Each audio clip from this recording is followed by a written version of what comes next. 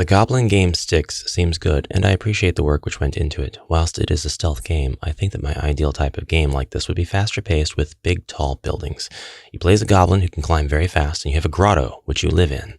I suppose it would be about stealing valuable items, such as cheese and fish bones. They are very valuable, which you then have to return to your grotto. You sell them on the Goblin market in order to buy new outfits and decorations for your grotto.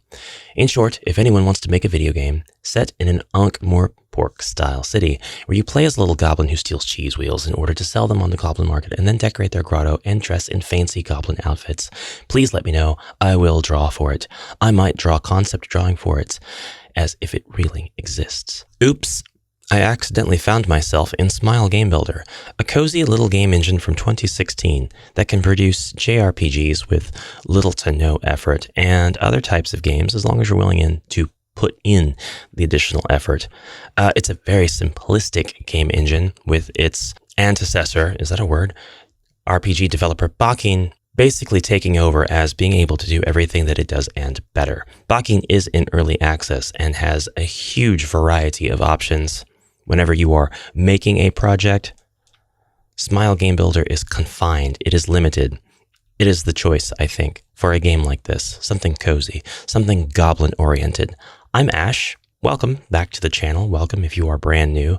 And I want to make this game about this cozy goblin environment, or, well, I mean, I guess the city is going to be kind of cozy. The goblin's not really going to make it very cozy because the goblin's going to be doing some very house inspired antics, stealing cheese wheels and fish bones and the like from people. I may have to improv a little bit on everything considered valuable to a goblin, but I like to think, as a goblin connoisseur, a goblin enjoyer, that I know what a goblin likes. I've got one that lives under my sink, after all. Nil, I wasn't calling for you, Nil. I know that you're there. I just was referencing you. Neil Bog, yes, always. Here's what I'm gonna do.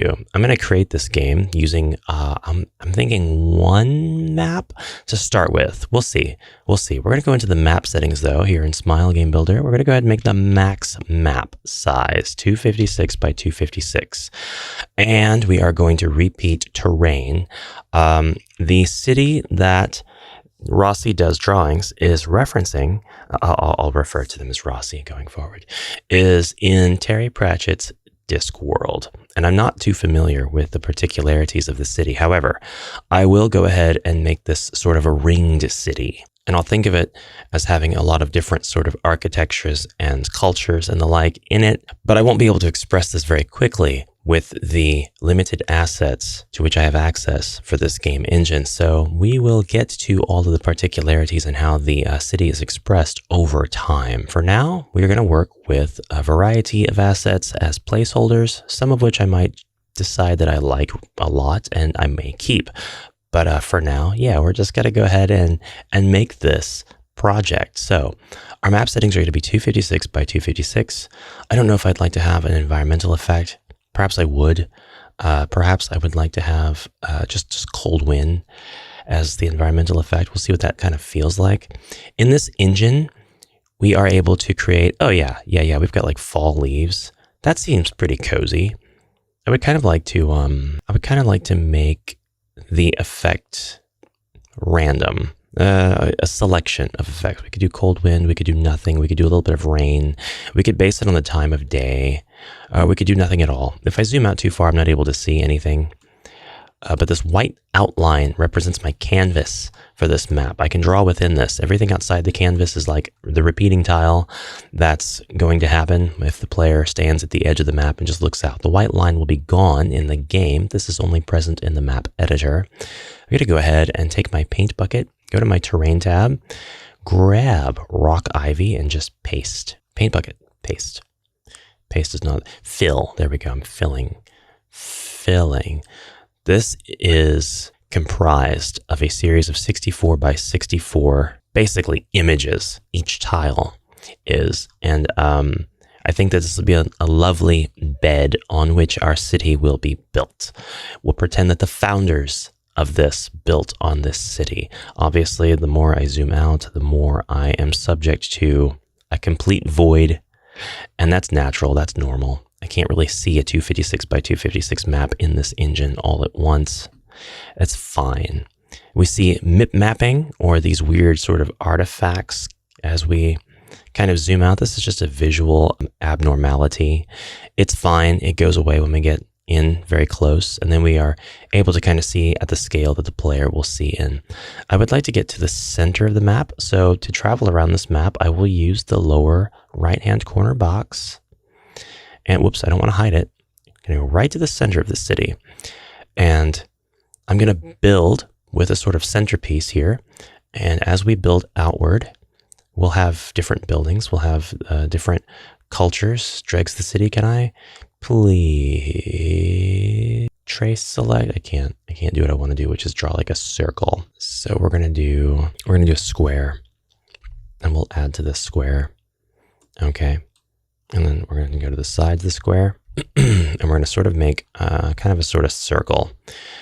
It's not a circle, but it will be over time. Actually, we'll go ahead and just do like a 5x5. Whoops, we need the box selector for this. The game is going to have the following mechanics. Okay. Oh, that's kind of interesting. Maybe I could do that instead. Maybe have a bit of a large centerpiece for the city, a sort of statue or something that you can see from afar. All travelers can kind of use it as their North Star. It doesn't have to be incredibly large or tall, but just something to that effect. Nothing that I'm doing right now, by the way, is permanent. It's all placeholder. Anything could change at any time, but I wanted to talk about the mechanics of the game itself. Cozy vibes, something that's not going to stress the player out. We're not going to have like a bunch of quick time events or anything like that. Ooh, maybe we'll even be able to travel up this thing. We'll see. It is said that the goblins should be able to climb up walls very fast, and climbing is not really a mechanic in the Smile Game Builder engine natively. We'll have to figure out a sort of a hack for that. I am kind of thinking about keeping the camera fixed as you travel along this world. We'll see what that's like. We're going to add assets for now, and we're going to ignore all of the assets that we have, because the assets that come with the engine by default are all 3D, and Rossy does 2D art. And what I would really, really like to do is take the 2D art and apply it to a plane and just have like a Paper Mario style game with that kind of gameplay. It can be done in Smile. It's been done many times before. You could do it with sprites and keep the actual character 2D. You can have them billboard. So for example, we can use this little dot character right here. Do I want to use that character? Yeah, we'll just use this normal character here as an example. We will go to edit the game data. We will go to the starting party, and we'll change. We'll get rid of these people because we don't want additional party members. And Smile always gives you additional party members. Right here, Scion. We're going to change your graphic, Scion. We don't like your 3D graphic. We're going to use your 2D graphic. We're also going to change this graphic, the profile whenever you're talking. That might be something that gets drawn for this project. I will not be asking for anything to be drawn in particular. If my muse muse is probably the best word actually, wishes to provide anything or everything or whatever, nothing at all for this, it's totally fine. I just want to take this concept and actually run with it and use it. There's even music that Rossy's made that will give us the vibe for all of this, bits of and pieces of music that I would like to use for this. Maybe a dragon statue. We can use this overused dragon statue, but actually have it make it make sense for this project. I kind of like that. Okay, so we'll explore our options as we go along, and nothing will be set in stone. But mechanics of this game, got off track a few times. That's going to happen. Stream of consciousness. Mechanics. You're a goblin. You've got to travel throughout this city, and a city it will be, especially because we're going to populate it with assets right now. Wonder World, not type B friends with symbols. Spice Plus Japanese pack. Really, really cool models here that I can use for like the Asian section of the city. Smile characters. I would like to put this in just to give myself some influence. I don't think I'll use them because they're 3D characters, but maybe I will. We'll see. The 8-bit sound pack by Joe Down. We'll go ahead and use that. We won't use Jacob's monster pack. We won't use the humans and zombies. We'll go ahead and use the modern pack. We'll go ahead and use, do I want to use dignified fantasy music? We'll use it. I don't know if it's going to match the vibe, but we'll check it out. Okay. Corpse Party, we'll go ahead and use it. I think we'll have a 3D environment and we'll have 3D objects, but we'll have 2D characters everywhere. A Healer Only Lives Twice is a great resource pack. The additional terrain pack is a pretty good one as well. So I'm thinking maybe visually it's going to be a mix of 2D and 3D, just like classic PlayStation games. Just like my favorite kinds of RPGs, 2D sprites on 3D backgrounds. We are now going to have this refresh, and we're going to have a ton of options on the right side. And by the way, everything that I'm talking about doing is perfectly doable in RPG developer Bakin as well, plus more because it has a built-in physics engine. The things I have to kind of think about how to work around in terms of limitations with Smile, I could just use Bakin. I would love to, trust me, but I've got one project in Bakin that is my flagship, and that's probably the only time, other than in how-to videos, you'll see me using Bakin publicly. A lot of what I do in Bakin, I don't want to show off because of the nature of the kind of game that I'm making in that engine. So it stays private. But anyways, we will continue on with the idea here. We've got the what they call the low poly pack. I don't think I've ever actually looked at the stuff that comes with Wonderworld. Oh, wow, there's maze walls? How cool is that? Oh, I've never seen the Wonderworld stuff before. I've never seen the Wonderworld assets, but I've never used them. Oh, that's nuts. That's nuts. Okay, we have a playful selection of assets. They may not make any sense with this game project, but we'll see. They're very colorful. They're very cozy. We're going to have a lot of assets also that don't match each other, which I think is going to be fine. Maybe this multicultural city will be very noisy in terms of visuals anyway, but like I said, nothing here is going to be set in stone. We are going to, nice bookshelf. We're going to have placeholder stuff everywhere. Now we'll go back to terrain, and I would like to take and make this like 50% concrete. So we got to go to the man-made tab for that. We got to find our stone, but we have a lot of other options. The ADD blocks are very Game Boy Color. The SF blocks, very science fiction-y, not very cozy. Castle B has got the interior of a sort of 16-bit castle. Natural, man-made. What if we go to G-style? If we go to G-style, we do have asphalt and concrete that we could use. So we'll probably do that. We'll probably just go ahead and use asphalt for roads here. We'll see how that looks.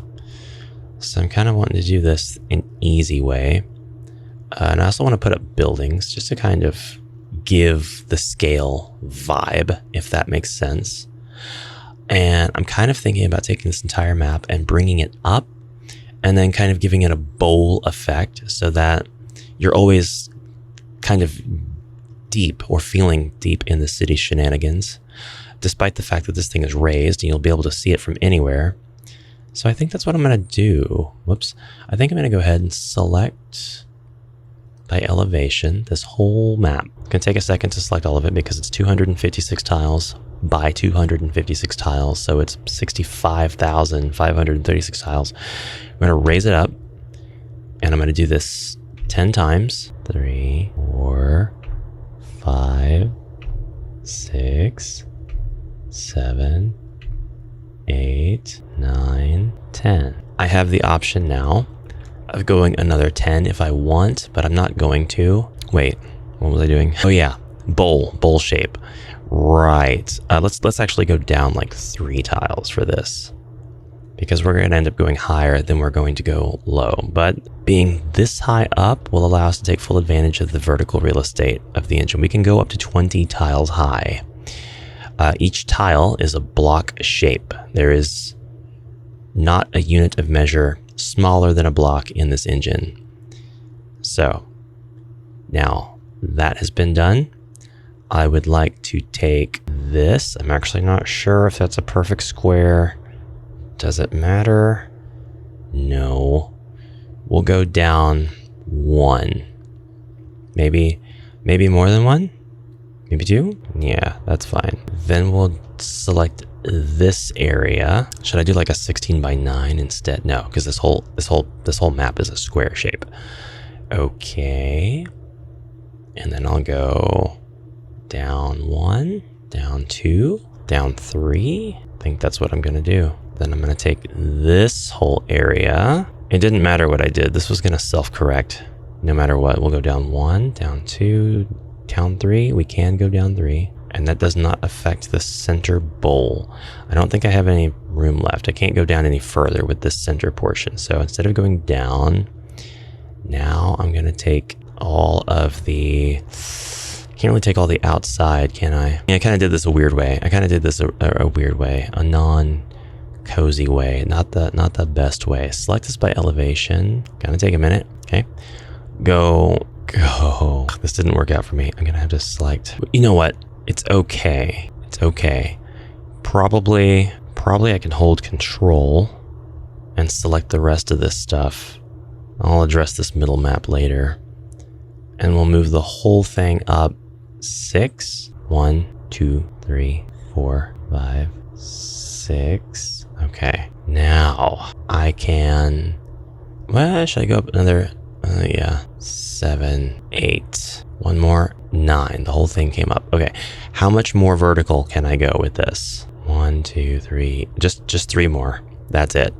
Okay. I did the whole thing so that I could continue my method, which was doing a rectangle select tool and doing like this much. Now we have a lot more area. Kind of what I should have done, to be perfectly honest with you. A lot of area. Down. Whoa, what happened? It did not like that. It did not like that.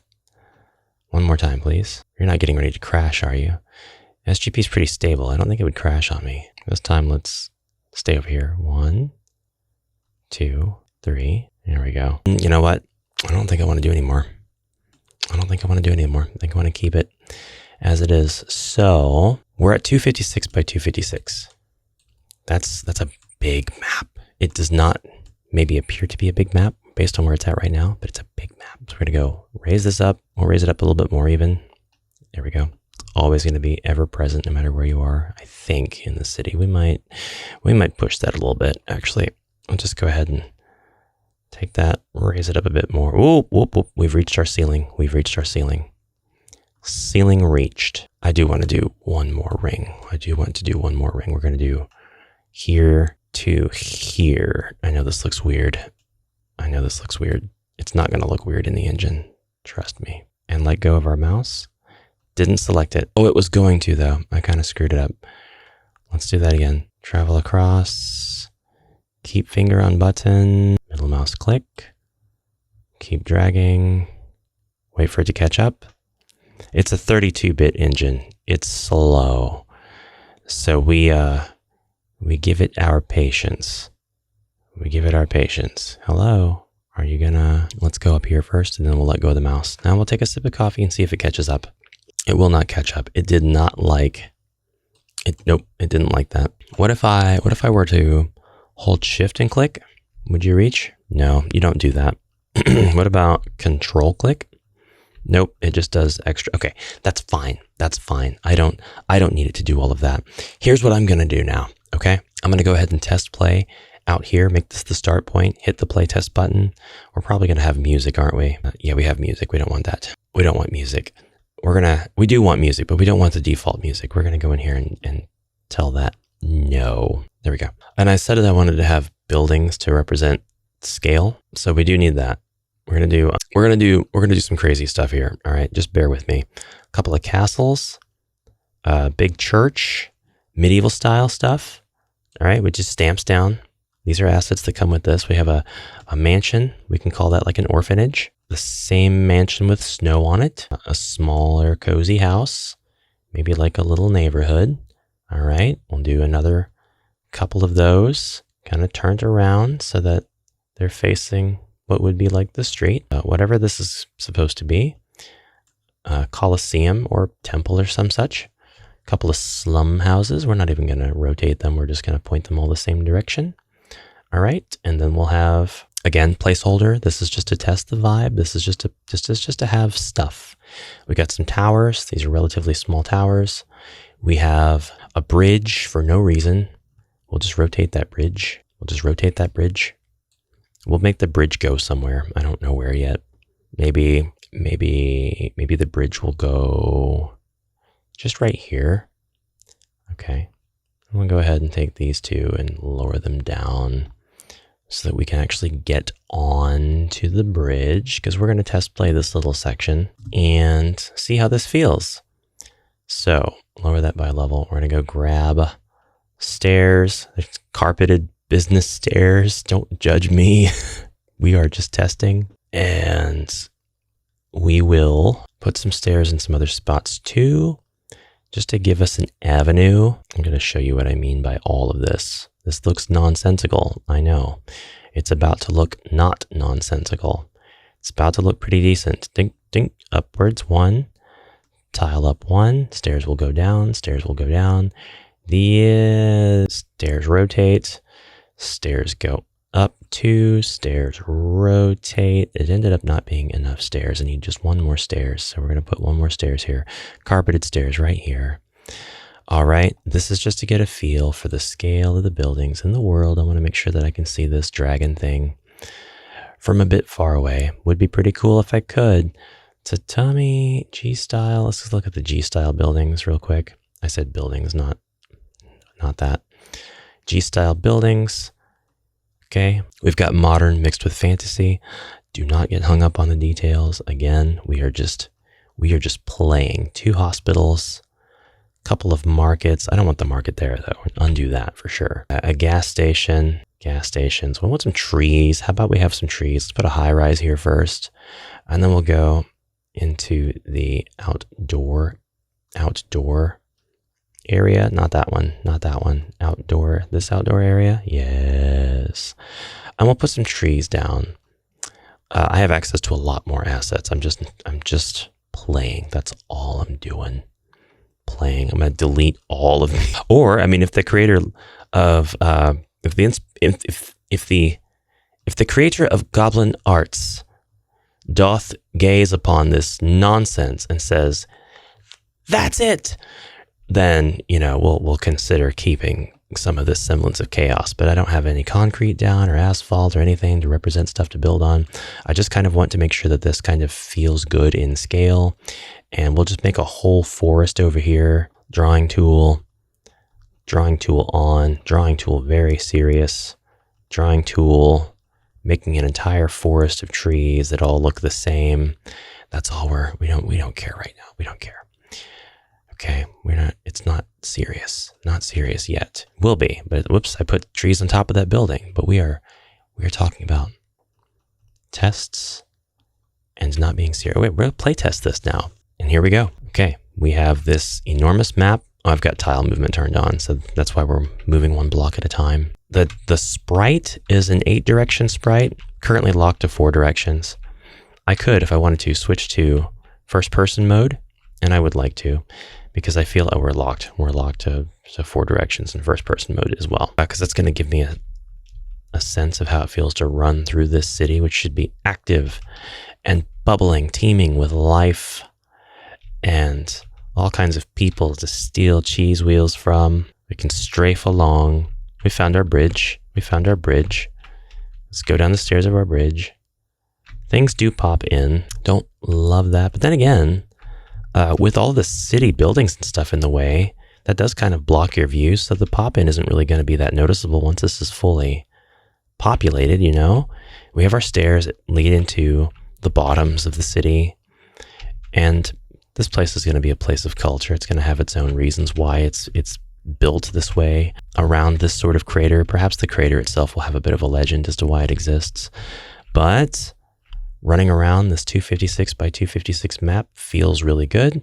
We do have pop-in. The buildings that I'm going to put everywhere will eliminate the perception of that. But yeah, it'll look more like this normally.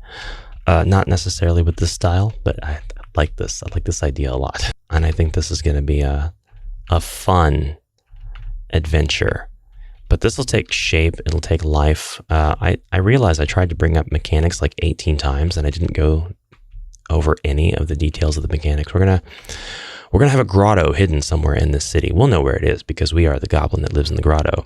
Maybe we'll have different goblins to choose from. But our goblin is going to look upon the city folk and think for itself, I wish to have that shawl. I wish to have those galoshes. I wish to have that tie, not that suit jacket. Suit jacket ugly, tie pretty, tie good looking for Gobbo. And the goblin will seek to obtain these materials. You can obtain them through crafting, you can obtain them through stealthy stealing, borrowing, or you can obtain them through legitimate purchase. But Gobbo needs money. How is a Gobbo in a big city supposed to get money? Gobbo is going to have to resort to borrowing cheese wheels and contributing to the cheese wheel distribution system. There will be other valuables, of course, as well. The cheese wheel should be the standard for this game. The other valuables could be things like fish bones, abandoned spoons, headless dolls. We'll get into what the vibe should be. And perhaps every single item that is found will have a legitimate owner somewhere. And we'll have side quests that kind of span the city. And as you discover the relationships that people have with one another and how they're all kind of tied together in this, wow, such a small world kind of way. Gobbo needs to be careful not to get caught by anti-Gobbo security measures, such as Gobbo disliking guards who will patrol the city at specified learnable intervals. But it'll be a cozy experience, and Gobbo will have friends to make sure that Gobbo does not stay incarcerated in the city pits for too long. Anyways, let me know what you think about this idea. It's a collection of little things that I would really like to use all together, and it seems to be a fantastic diversion. We'll have music going in the next episode, as well as a little bit more refinement as to this environment. But until then, have a great rest of your day, and I will see you in the next adventure. Bye for now.